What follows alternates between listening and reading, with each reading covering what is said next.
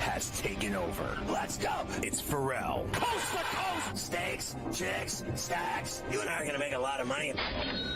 It's Ferrall, coast to coast.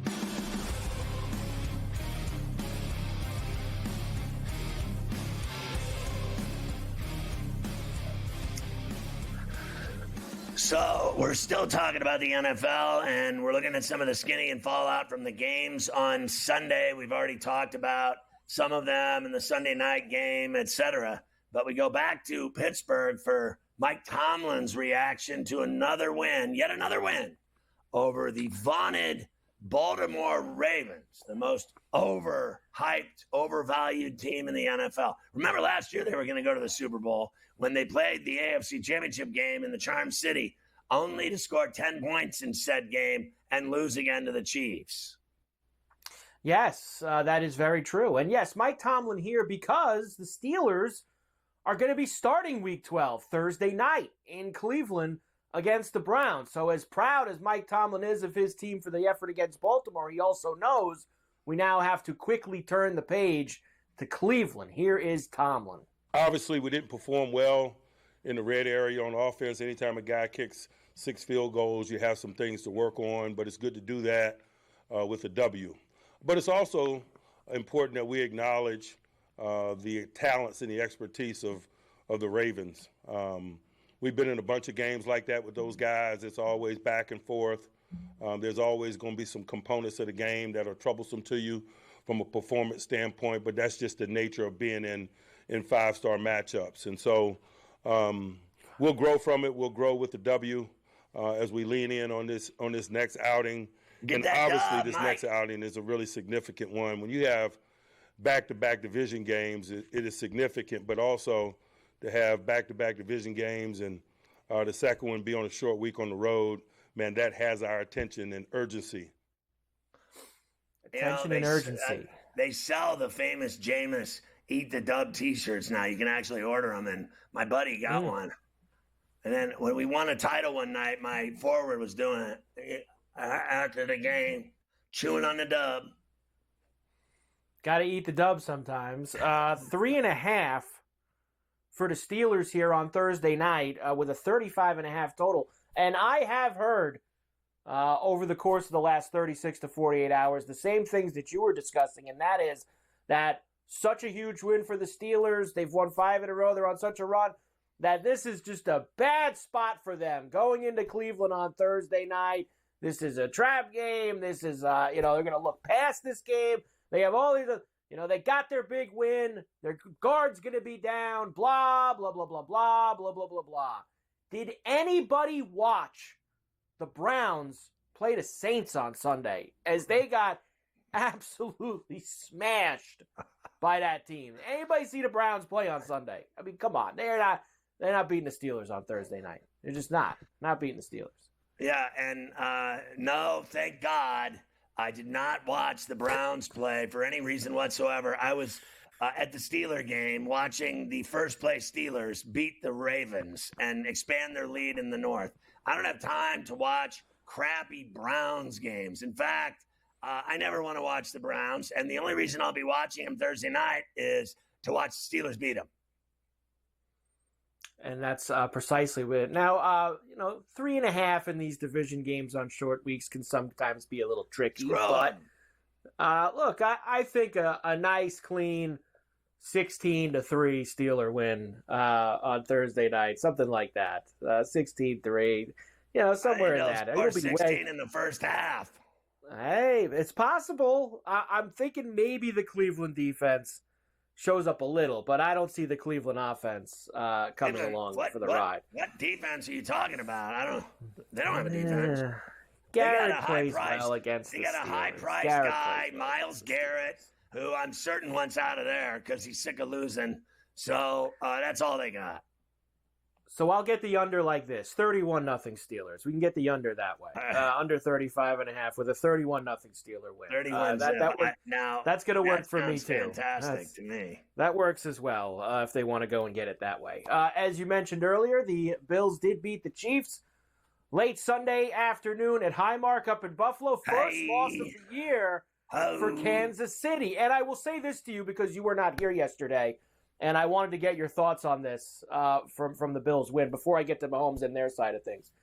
I thought the biggest thing for the Bills on Sunday was, and what have I have complained about McDermott for years, about how conservative he gets, about how he never goes for the throat, he never does any of those things. Him going for it on that 4th and 2 instead of just kicking the dopey field goal, going up 5 and letting Mahomes come down the field and beat him. Letting him go for it and Josh taking it in and putting the game away. I turned a little bit for McDermott. Maybe there's hope for him, Scotty. I was glad that he allowed Josh to go and win him the game. Listen, your coach is going nowhere, and you might as well saddle up and ride it out with him into the sunset because he's not getting fired no matter what. I mean, they're 9-2, right? Is that what they are, 9-2? Yes, so 9-2. This is not happening any more than Tomlin and all the fans in Pittsburgh that don't like him, all the racists that they got around that stadium screaming things about Tomlin with his 18 straight years of winning. That's what that is. He's not getting fired, but it gives me confidence that maybe when we get this matchup again, that he won't be conservative and he'll do things like he did on Sunday and let Allen actually just go and win the game. Like, just let Josh go and win the game and not put the ball back in the other guy's hands because he's torture to have to deal with on the other side. Here is Mahomes to get to the Chiefs side of things. Oh, here we go. So we lose a game. You know what? Maybe it'll be good for us. Maybe a loss will be good for us. It'll get us refocused. Here's Mahomes. Yeah, you can use it as fuel. I mean, like I said, it's a good football team, so nothing to hang your head on. I'm losing to them, but we feel like we can play better. So we'll get back to work and try to use this as a spark so that we can be a better football team in the end. And the undefeated thing was cool, but that's not our ultimate goal, so we'll keep building towards that. You know, what's going to be great is when they lose again to the Steelers on Christmas Day, and then when they go down in the playoffs and we don't have to watch them in the Super Bowl again. That's what's going to be fantastic about this year because everyone thinks that it's just so effing automatic that this guy's going back to the Super Bowl that it's a waste of time to even play the 18 weeks. It really is because all they do is play games, your red zone channel, whatever. You follow your team. It blows by. We're in week 12. You understand? The season's almost over. And they're going to play 18 weeks and then the playoffs. You know, wild cards, divisional, title game, and then Super Bowl in New Orleans. And everyone thinks that this guy's penned in for another Super Bowl. I cannot wait for all the best laid plans to go to waste. That's what I want to see because I am telling you, watching that guy, Josh Allen, run that ball in sideways, he was literally running sideways. And he is such a badass that he can run sideways and bounce off of people like he's a pinball machine. This guy never goes down. He is the ball. He is Tommy. He's Tommy, the pinball wizard. Certainly was on Sunday, and hopefully will be. Yes, we want the Chiefs to go down. The Steelers and Bills can beat the Chiefs, not the Ravens. Now it's the Steelers and the Bills. From your lips to God's ears. Hopefully that will be the AFC title and a game. Bill fan. You and I have proved through the seasons, through the years, when the autumn winds blow, that all of these people and players talking about God rooting for their team are full of shack. We know who God roots for. It's the hardworking people of Buffalo and Pittsburgh, the blue-collar people. That's who God cheers for. The downtrodden, the unemployed, the homeless, and the hungry. Probably won't be cheering for Carolina this week as they're getting 10.5 at home against the Chiefs. Chiefs go on the road again to Carolina to see the Panthers on Sunday. That's a nice team to play after a loss. Because Bryce Young is on a roll. Whoa! Panthers and the 10.5. Let's go.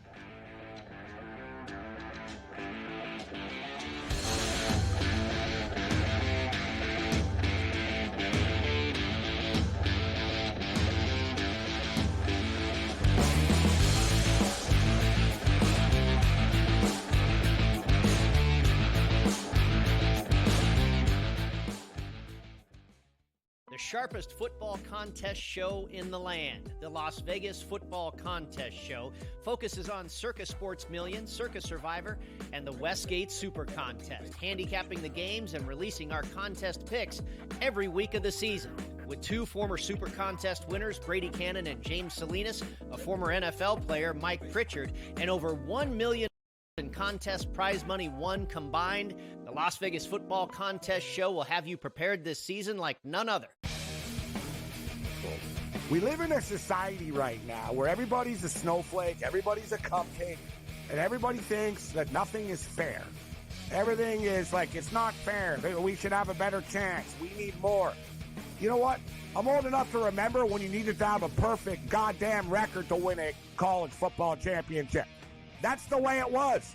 11-1, too bad. Sports Rage tonight, only on SportsGrid.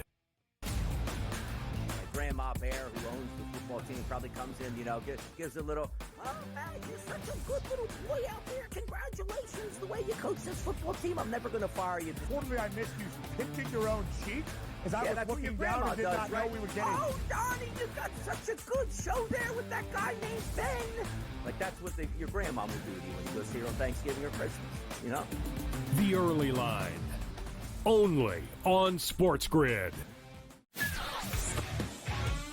Together, both Davante Adams and Garrett Wilson had huge nights. Aaron Rodgers loves the two big targets, and he says if this is going to happen, going to be very tough on the defense to decide who they want to go after. Adams and this kid Wilson, I won't deny what they can do, but nobody else does jack. Ferrall coast to coast, only on SportsGrid.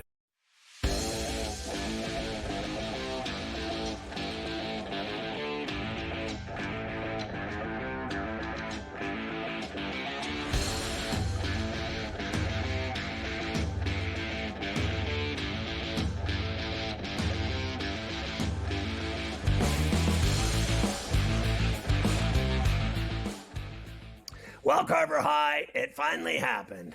The benching of Danny Dimes. And now they bring back Tommy Cutlets. Get the Sunday gravy ready under bubble wrap and not be seen for the rest of the year. But it was a little confusing as to why. Why are they playing Cutlets when they brought Drew Lock in for $5 million to be the backup? Now, I know my theory. My theory and many others is because they want the fan base to even get. That's the reason why he's in there. Has Tommy outplayed Drew in practice? I'd say they've both done a good job in the things that we've asked them to do, the look teams, the preparation, being ready to go in case their number's called. Again, the conversation that we had with Drew this morning was a about all productive the one. Italian women in New York and Jersey that want to sleep he'd like with him. to be the starter, and I understand that. But again, the spark that Tommy gave, not just, I'd say, the offense, but the team. The sexual spark. I think is important. Now, that's look, what it's about. This is about, no one will ever say it, but I will. This is about, there's no place with more Italians than Jersey and New York. And that's just all there is to it.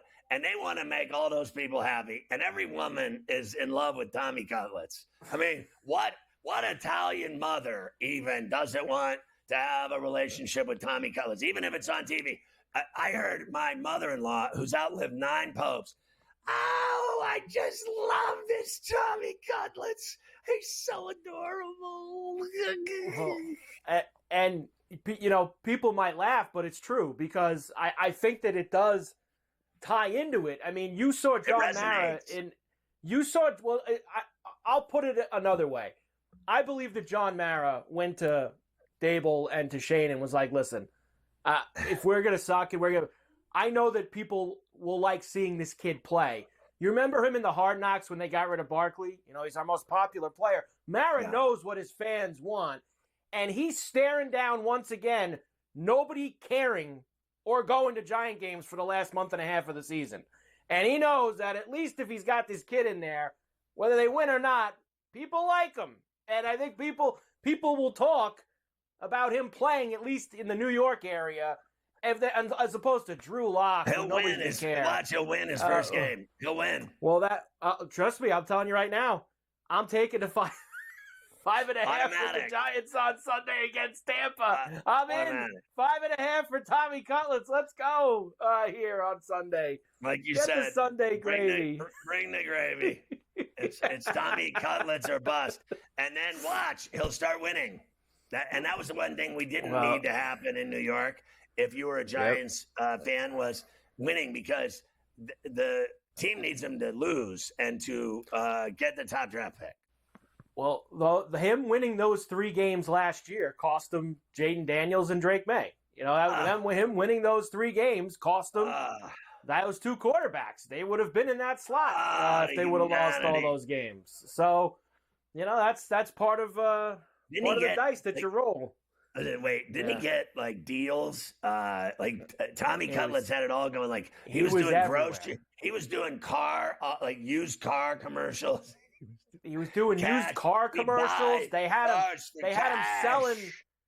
him selling fresh mozzarella at Stu Leonard's. I mean, the guy was all over the place. Like it was like, I mean, it was just he was at Stu Leonard's all over the place. So he's going to bring, whether you like it or not, and whether you like the reason or not, he's going to bring excitement to at least a portion of the Giant fan base that otherwise wouldn't be there with the team 3-7 or whatever the hell they are. It turns out it's going to get people 78% of Giants fans are Paisans.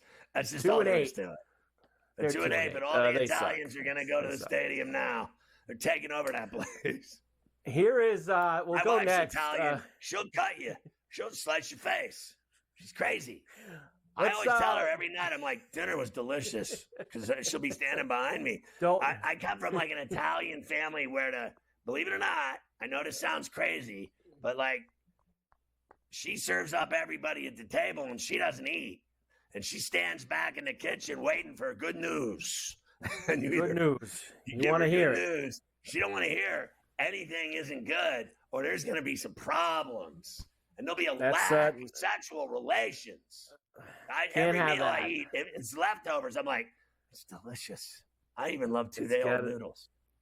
Gotta have it. And you're right. And that is why you will get yourself a lot of Tommy DeVito here to finish out the season for the Giants. And look, maybe then they don't have to pay a backup $5 million next year. They can make him the backup. All right, we'll come back. And because I can't play this now, I don't. Permanently a Giant. Oh my God, I have heard it all. Anything's possible, right? People love this guy. We'll come back and we'll hear from another one of our favorites, Jim Harbaugh. Of course, a good win for the Chargers. They tried to blow it on Sunday night against the Bengals, but the Chargers do get the win. So we'll hear from Harbaugh. We've got a little Viking stuff too. I've got the playoff picture heading into Week 12.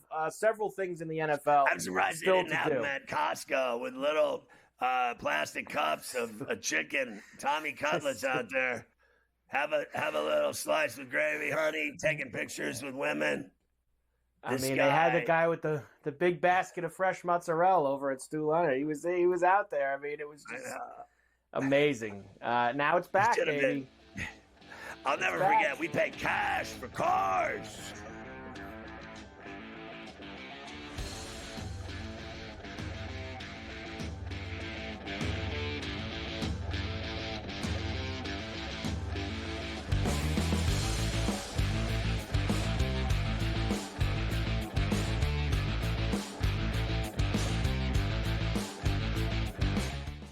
Need help with your NFL picks?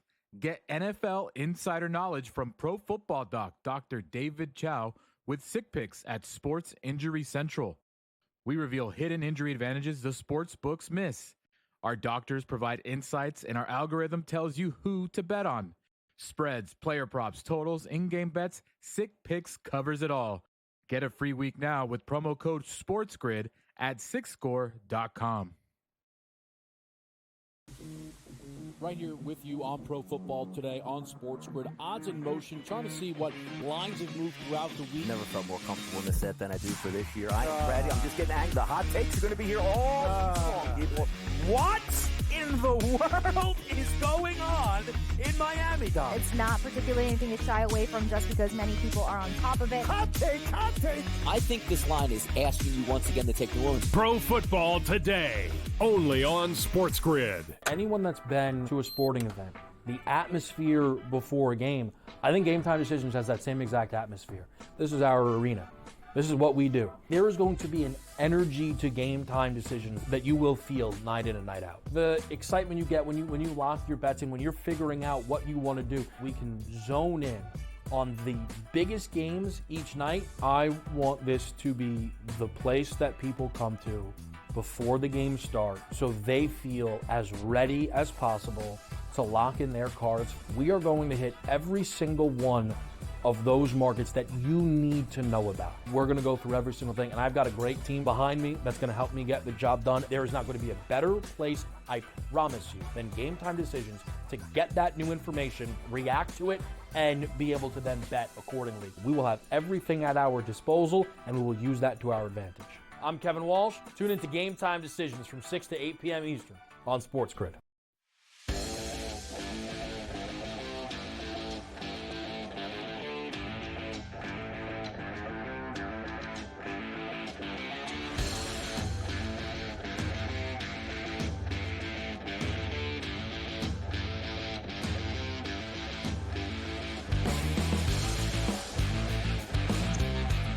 Breaking news in the Spew newsroom at this very hour on the grid. Yeah, we have more firings in the sports landscape today. We'll go to hockey, though, for this one. The Boston Bruins, who have obviously been sputtering 8-9-3 so far this year, buried down in the middle of the Atlantic, and they have fired their head coach, Jim Montgomery, chopped.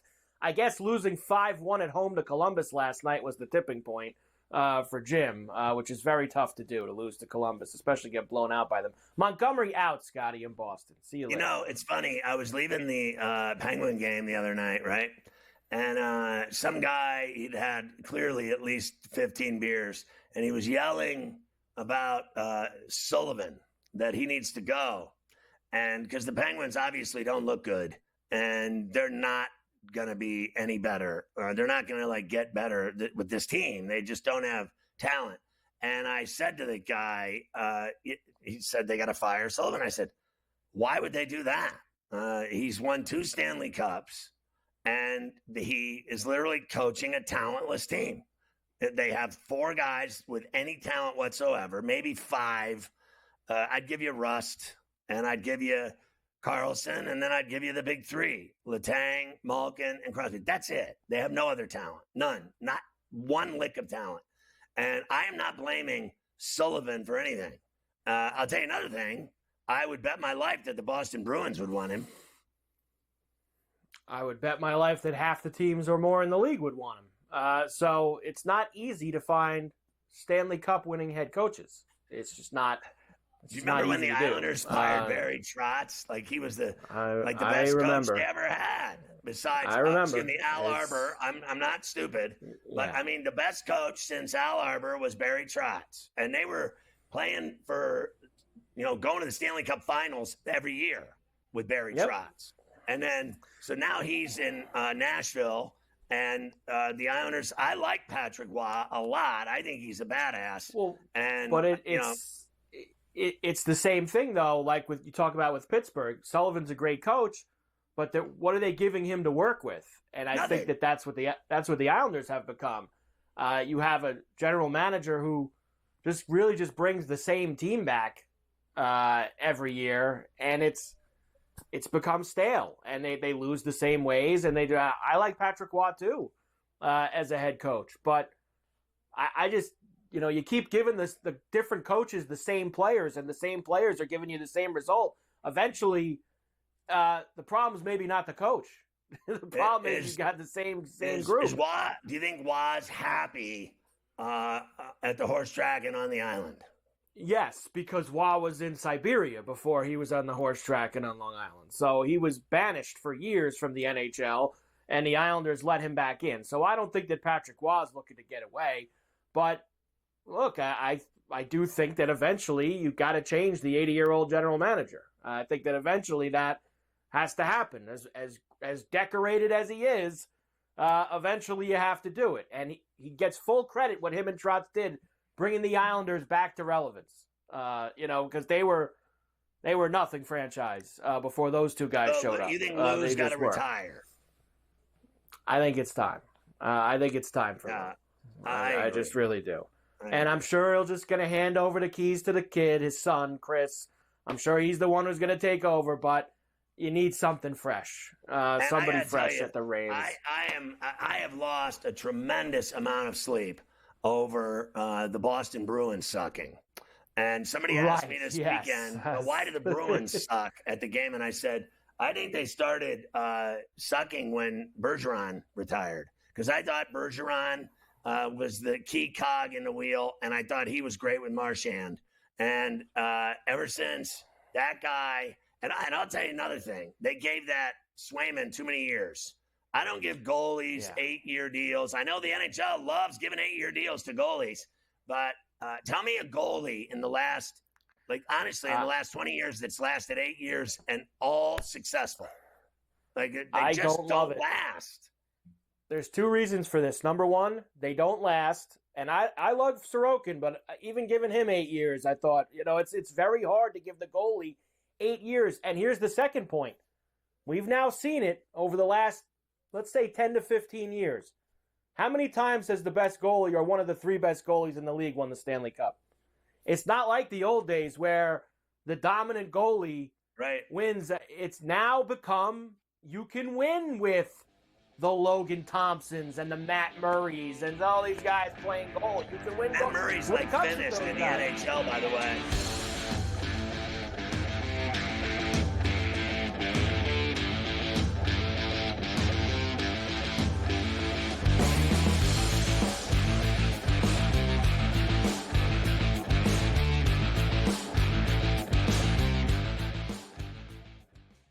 The sharpest football contest show in the land, the Las Vegas Football Contest Show, focuses on Circus Sports Million, Circus Survivor, and the Westgate Super Contest, handicapping the games and releasing our contest picks every week of the season.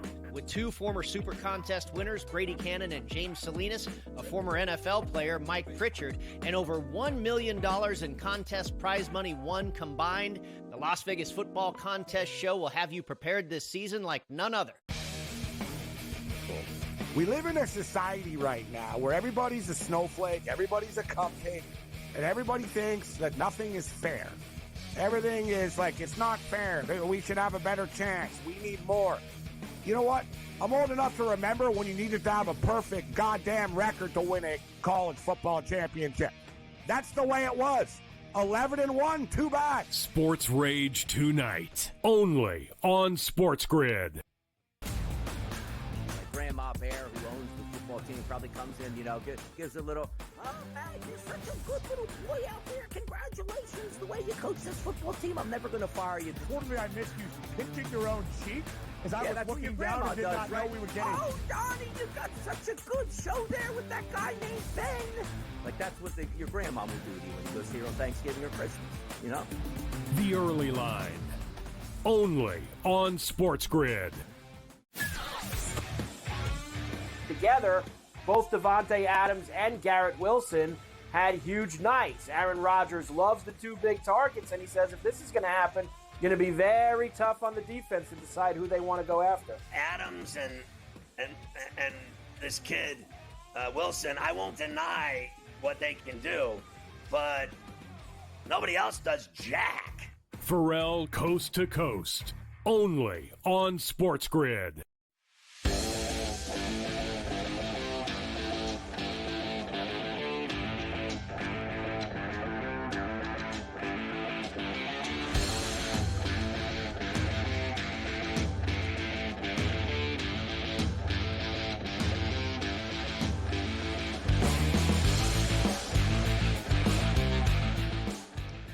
And the second half kickoff sails through the end zone, and they'll have a touchback here on C2C on a Tuesday. Luke Ayamilpada just relayed a goalie that played successfully for 8 straight years and longer than that, certainly. And that would be Martin Brodeur. Well, yeah, and I believe I said 10 to 15 years was the number that I gave you. And Brodeur obviously was well beyond that in terms of when his dominance was winning cups for the New Jersey Devils. It's just a different game today. You do not need he was great. The best goalie in that. You can win with – you need 1 through 20 in the NHL to win in the playoffs. And that includes – your goalie can't be a stiff, but you can win with a middle-of-the-road goalie in the NHL. So that's just the way the game has changed the last years. All right. I guess I have my druthers about that. I'm not completely sold on you can win the Stanley Cup with an average goalie. I'm really not, because if that were the case, then the Toronto Maple Leafs and the Flyers wouldn't have not won a cup since 67 and 75 because they've had they've had goalies, and then like Toronto's never had a goalie. I don't think they've ever had a goalie, and that's why they always lose. I think that's been Edmonton's problem since their 5 Stanley Cups. Now, everyone thinks that they're going to win the Stanley Cup this year, and certainly they won't. They never do anymore because of their goaltending, right? Is that not an issue? I think the reason why why Toronto doesn't win because they're gutless. I mean, that's why Toronto never wins. They're gutless. I don't think the goalie has necessarily been the biggest problem for them. I think that their high-priced talent doesn't have what's necessary inside to go and get it done in a big spot. I think that that's their problem. I mean, look at these guys these are the last 10 Stanley Cup winning goalies. Obviously, Vasilevsky's great. He's won twice. Matt Murray's won 2 cups. Braden Holtby, Jordan Binnington, Darcy Kemper, Bobrovsky, yes, Hall of Fame goalie. Aiden Hill and Logan Thompson for Vegas. Corey Crawford, good goal. But these are not Hasek, Brodeur, and Waugh, that's winning the cups nowadays. It's just not. It's a different world. That. I don't think Logan and Thompson will win another Stanley Cup. I really don't. I don't think Darcy Kemper will either. Somebody told me over the weekend that Vegas is better than Dallas, and I said, no, they aren't. And then I looked, and they actually are better than them in terms of wins and points. Well, look, if we're talking about this specific year, they might be better than them. If we're talking about this Dallas team over the last 5 years, they're not, because Vegas beat them and won the cup. So Vegas has lost a lot of the sandpaper and heart and soul that won them that cup. They've let a lot of those guys, Marchessault, etc. They've let a few guys go that were part of that.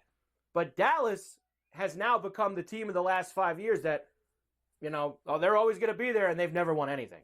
Dallas has failed 5 years now. So Dallas has now entered the conversation of they never win.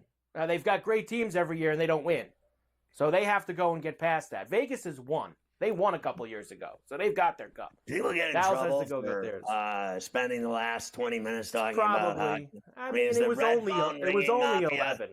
It was only 11. I counted. It was only 11 minutes with a break. My Maalox and the tequila. Now, backing this up by now bringing the Golden Muzzy in 10 minutes. Now, maybe you got that. Golden Muzzy. But that's okay. Here, let's finish the NFL because I want to start the college after you talk. Golden Muzzy's coming in. Here's Harbaugh. Of course, the Chargers came back Chargers blew a huge lead and then ended up beating Cincinnati anyway on Sunday night after the Bengals missed a couple of field goals. Now, everybody says that they have no home field advantage at SoFi. It's probably true, but Jim Harbaugh says he is starting to feel a little bit of a home field advantage from some of the fans in Los Angeles. It feels good. It feels great. One of those things where, last week against Tennessee, I thought that was the best I'd heard. This week I thought was better, and just keep hoping for better and better. But also, the way the guys are playing, how they go about their business. That's something people want to see, But yeah, it warms the cockles of the heart. To be quite honest with you. So, keep Did you just say cockles of the heart? What is He did say that. and it warms the cockles of his heart, is what Jim Harbaugh just said. He's good, man. He really is. Some of the stuff that he comes out with. Who cares about anything else? And he's living in SoCali. And you sent me this morning. This was good. Look at what he's done when he shows up at places. Stanford was miserable. He shows up, they become better. Niners, 26-38. They were 44-19 with him. Michigan was a 500 team. He gets them a national championship. Chargers were 5-12 last year. They're 7-3 this year. This guy, say what you want about him. Everywhere he goes, he turns the program around, college or pro, and they become a team that you have to worry about when it comes to championships. And is the new guy in that department store Signetti at Indiana?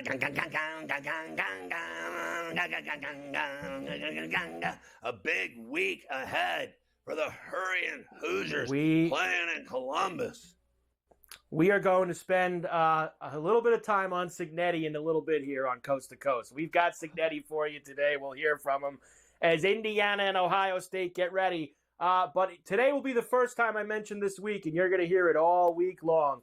Did you know that Jim is facing his brother on Monday night, the Harbaugh Bowl? I didn't know that. I didn't look at the Monday night game. Harbaugh, Ravens and Chargers at SoFi. Just like last week in Pittsburgh, the Ravens are road favorites again. -3 in SoFi against the Chargers with a big, fat 50.5 total. I got to tell you, I hate to say it, but Orange Sherbert and that defense of the Chargers is locked and loaded. They allow the fewest points in the league, and I think the Ravens are going to have trouble scoring. What a shame it would be if the Ravens went out to Los Angeles on Monday night and lost that and they game. got to fly 3,500 miles to Los Angeles to play that team and that defense. Oh, what could be better for me, honestly? That's Chargers win. Oh, my God, Monday night. Monday Night Football. I'm already praying ahead. Got to look ahead. Gotta look ahead Give me for the that. Chargers.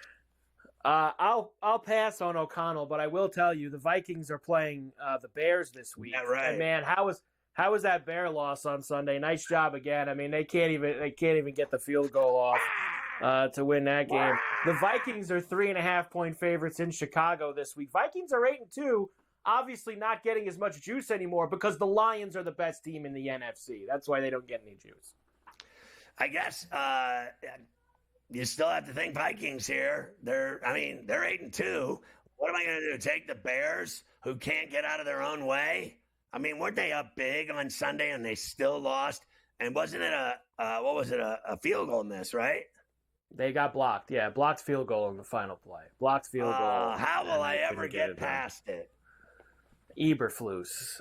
Not a good scene for him. He's going to be, you know what he's going to be doing? Going on you get a 2 for family special in Angola. He's going to go with Mike McCarthy. Antigua. Let him go somewhere nice. Angola can be a rather worn-torn area. Antigua's a big difference between Antigua and Angola. So I think Antigua would probably maybe that's why it's 2 for 1. That possibly is why it's 2 for 1. All right, there you go with some of the NFL stuff. After you talk to Nick, we'll get into the college and Signetti and whatnot. Golden.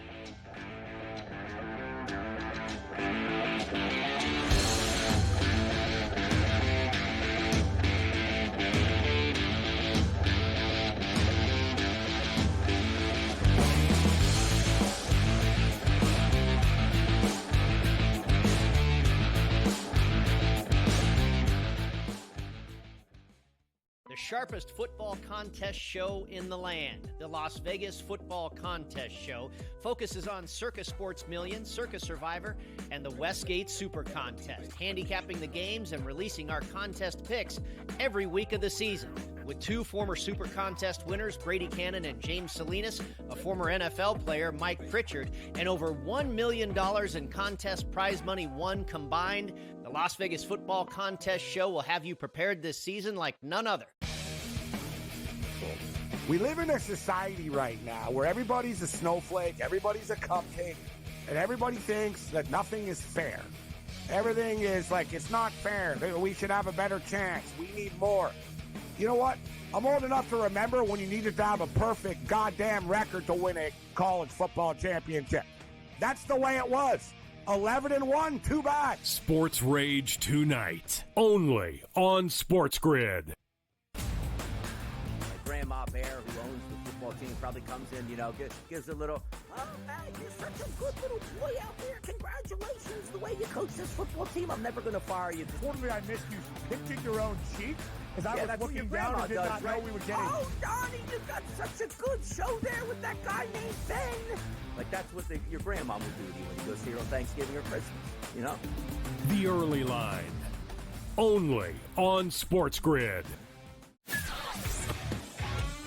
Together, both Devontae Adams and Garrett Wilson had huge nights. Aaron Rodgers loves the two big targets, and he says if this is going to happen, going to be very tough on the defense to decide who they want to go after. Adams and this kid Wilson, I won't deny what they can do, but nobody else does jack. Ferrall Coast to Coast, only on SportsGrid.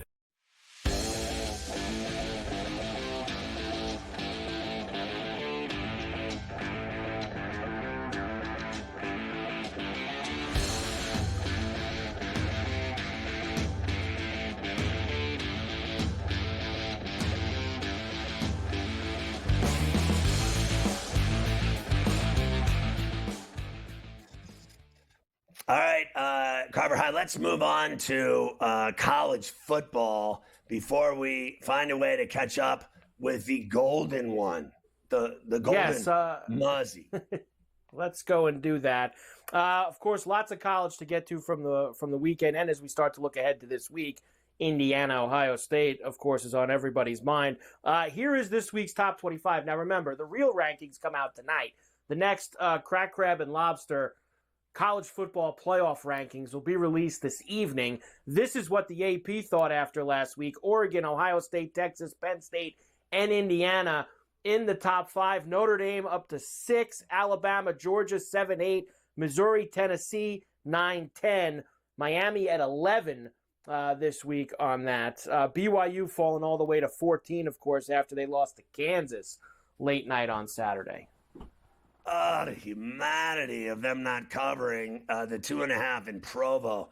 I never thought I'd see the day this year that they lost a game in the mountains. It was supposed to snow for that game, and they got beat. I mean, Kansas and that coach of theirs has suddenly turned into the team they were last year when they were winning all those games with Daniels, right? They've had a horrible season, bad luck, not playing in their stadium. They're renovating it. And just all kinds of nightmare things happen to them. But they have found their way. They beat Iowa State and they beat BYU. Obviously, I don't think they're going bowling. I don't think they have a chance to win enough games. But you do not want to run into Kansas right now. Apparently, they ruined, in my opinion, they ruined BYU's season. And my guess is they're not going to make the playoff. Well, look, they're still very much alive because they can make the Big 12 title game and win the Big 12. They'll lose. But as we're going to talk about, the egg is cracked. They've got this game with Arizona State this week, who won at the Little Apple. And if Arizona State beats them, then I think they're finished if they lose that game. Now, you brought up Kansas, and we'll talk about this game too in a little bit. They play Colorado this week, so they've been dashing some dreams here. That they beat Iowa State, beat BYU, and now Colorado, who's flying high, is going to go to Arrowhead and play them on Saturday. And Kansas is hot right now, and that's a short line. Kansas has become the team that says, "Can we dance with Joe Dates?" Well, and you mentioned about them making a bowl. They are 4-6. If they beat Colorado and Baylor, they'd go 6-6 and make a bowl. There you go. So they can win their last two games if they could find a way, and they would go bowling.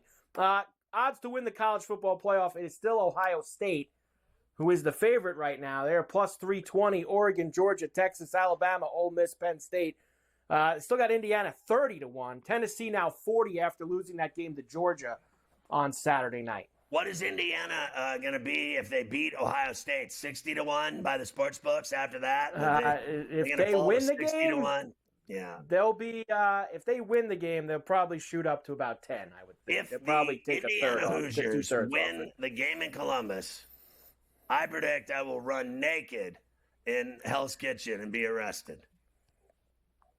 I gotta say, so that could be wild if that happens on Saturday afternoon and Indiana gets it done and sets themselves up for a 12-0 regular season and a spot in the Big Ten title game. With a chance for a bye. Forget making the college football playoff. A bye in the college football playoff.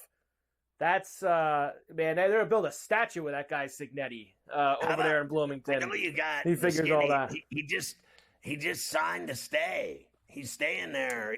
Everyone thought he was leaving, and he's staying. He got 8 years, and didn't he get $8 million a crack? He did. I have him coming up in a bit talking about that. I do have Signetti. I'm going to get to him talking about his new deal and that how much he loves Bloomington and that being the place to be. The SEC title game, though, that is still a very muddled picture as the committee gets ready to go tonight. Now, LSU thankfully lost on Saturday to Florida, so they're now out of the picture. But this is just to make the title game. Texas 74%, Alabama 69%, Georgia 37%, Texas A&M 18%, Ole Miss 2%. Two of those 5 teams, and really Tennessee still involved too somehow, are going to be playing for the SEC title. The only easiest one, as Bender was explaining to me yesterday, is if Texas beats Texas A&M, they will absolutely be in the game. They got to beat Kentucky this week as well, obviously. But Texas has what you would call, and Texas A&M, the easiest paths to that game. I want to see, frankly, Texas and Ole Miss, because I think Ole Miss is better than Texas A&M, period. I would like to see that game as well. I don't know if Ole Miss is going to have all the tiebreakers to be able to get in that game. They would probably need some other upsets to happen in order to get them in. The best and the worst against the spread. Tulane, Indiana, Colorado, Arizona State. The best of the best so far this year against the number on that side. You also got Notre Dame, Pitt, Vandy, Arkansas in there as well. The best teams. And then on the worst side of things for you, Georgia State is 1-7-2. Purdue and Arizona and Oregon State 2-8. Man, there's some bad teams on this list. How about Texas A&M? Is 3-7 against the spread this year, and they've obviously they're a team that can make that SEC title game. Georgia as well, 3-7. Yeah, I don't give a rat's ass about Georgia, and they won again at Sanford Stadium, getting all the calls. Congratulations, 3-7 against the spread. Anyone but them in the SEC title game and anyone but them in the college national championship game. I am so sick and tired of Alabama and Georgia. Honestly, I'll take anybody but Field. Field. Give me the field. Anyone but. Look, I think if there's a year where you can get some things turned upside down, I think this is the year with this 12-teamer and how it's shaken out and these teams being vulnerable. We could get some strange stuff in the next month and a half. Come on.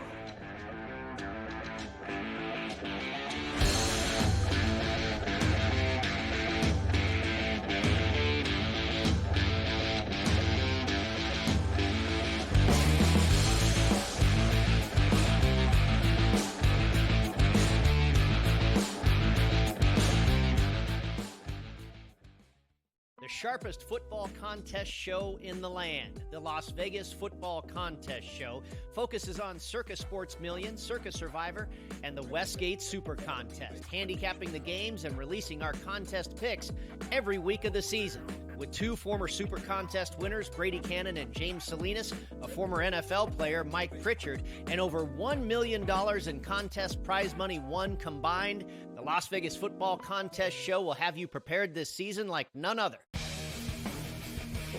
We live in a society right now where everybody's a snowflake, everybody's a cupcake, and everybody thinks that nothing is fair. Everything is like, it's not fair. We should have a better chance. We need more. You know what? I'm old enough to remember when you needed to have a perfect goddamn record to win a college football championship. That's the way it was. 11-1, too bad. Sports Rage tonight, only on SportsGrid.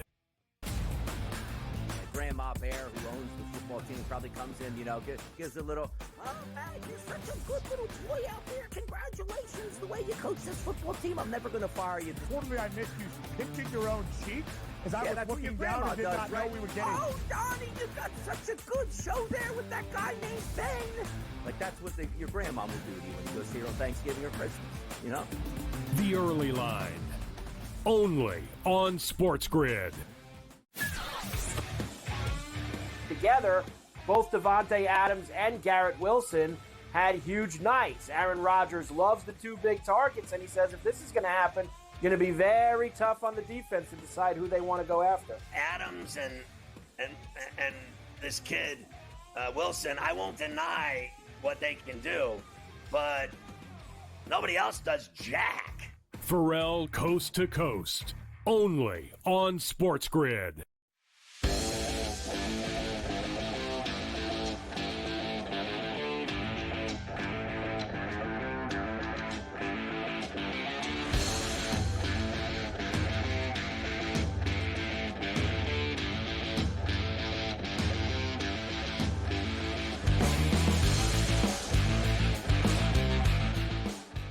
Carver High, there's a point in every show where there's potential for me to hit a wall, where it's all come around and you're chasing the dragon and the dragon might be chasing you.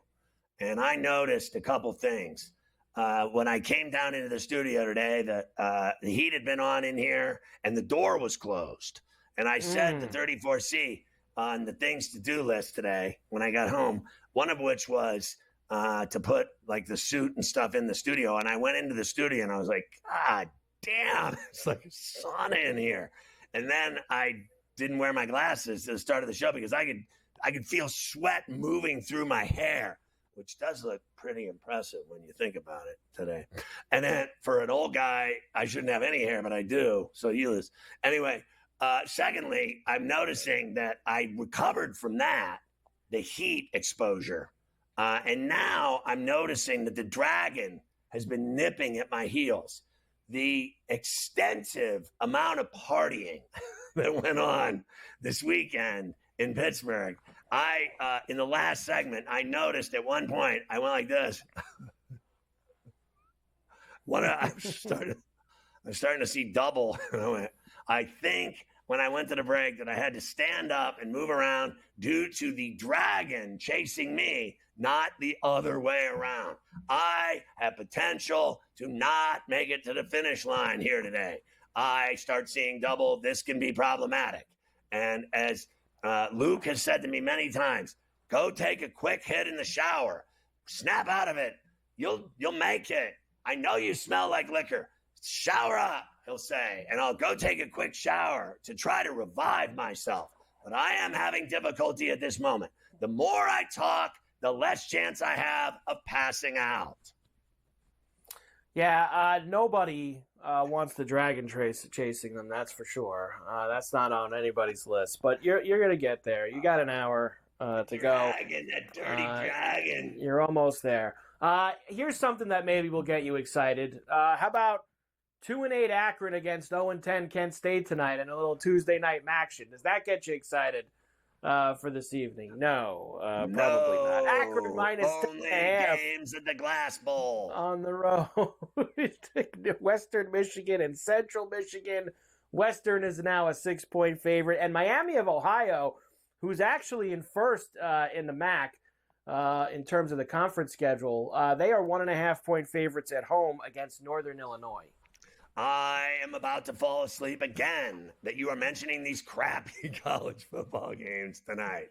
The NBA Cup is happening tonight, and that is all that matters. Now, I'm going to ride the Lightning with Miami of Ohio. They're at home, and they're in first.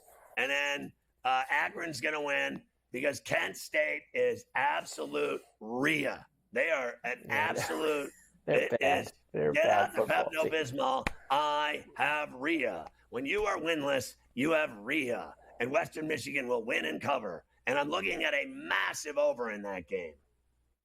Massive over in that one, which is always fun to have. And yeah, you know what? Listen, we get these out of the way now because I want to be able to start the last hour in a big way, talking about Signetti, talking about the big games this week, doing the NBA Cup. You know, we got to get all those things. And we didn't even mention this yet, and I have this tucked away in the last hour, too. So much for all those people who thought Jackson Merrill was going to win the NL Rookie of the Year, huh? Girly man! What's a girly man going to do when the hex comes up on you? In fact, it wasn't even close, that vote. Told you.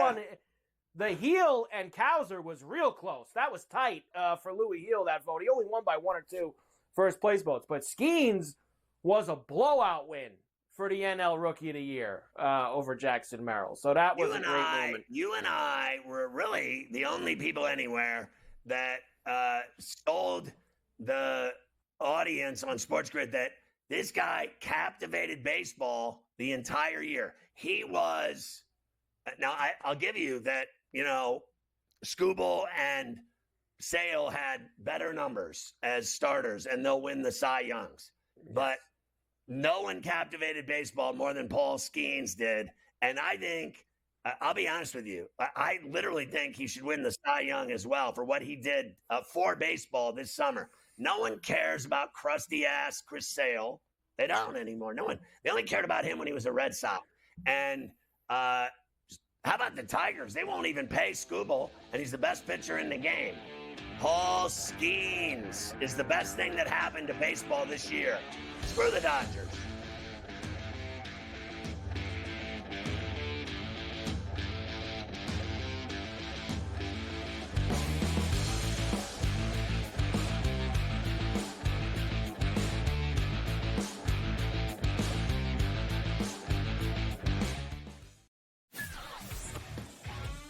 Together, both Devontae Adams and Garrett Wilson had huge nights. Aaron Rodgers loves the 2 big targets, and he says if this is going to happen, going to be very tough on the defense to decide who they want to go after. Adams and this kid, Wilson, I won't deny what they can do, but nobody else does jack. Ferrall Coast to Coast, only on SportsGrid. Grandma Bear, who owns the football team, probably comes in, you know, gives a little, oh, man, you're such a good little boy out there. Congratulations, the way you coach this football team. I'm never going to fire you. Totally, I missed you pinching your own cheek as I was looking down and did not know we were getting. Oh, Donnie, you got such a good show there with that guy named Ben. Like, that's what your grandma would do to you when you go see her on Thanksgiving or Christmas, you know? The Early Line, only on SportsGrid. Anyone that's been to a sporting event, the atmosphere before a game, I think Game Time Decisions has that same exact atmosphere. This is our arena. This is what we do. There is going to be an energy to Game Time Decisions that you will feel night in and night out. The excitement you get when you lock your bets in, when you're figuring out what you want to do, we can zone in on the biggest games each night. I want this to be the place that people come to before the games start so they feel as ready as possible to lock in their cards. We are going to hit every single one of those markets that you need to know about. We're going to go through every single thing, and I've got a great team behind me that's going to help me get the job done. There is not going to be a better place, I promise you,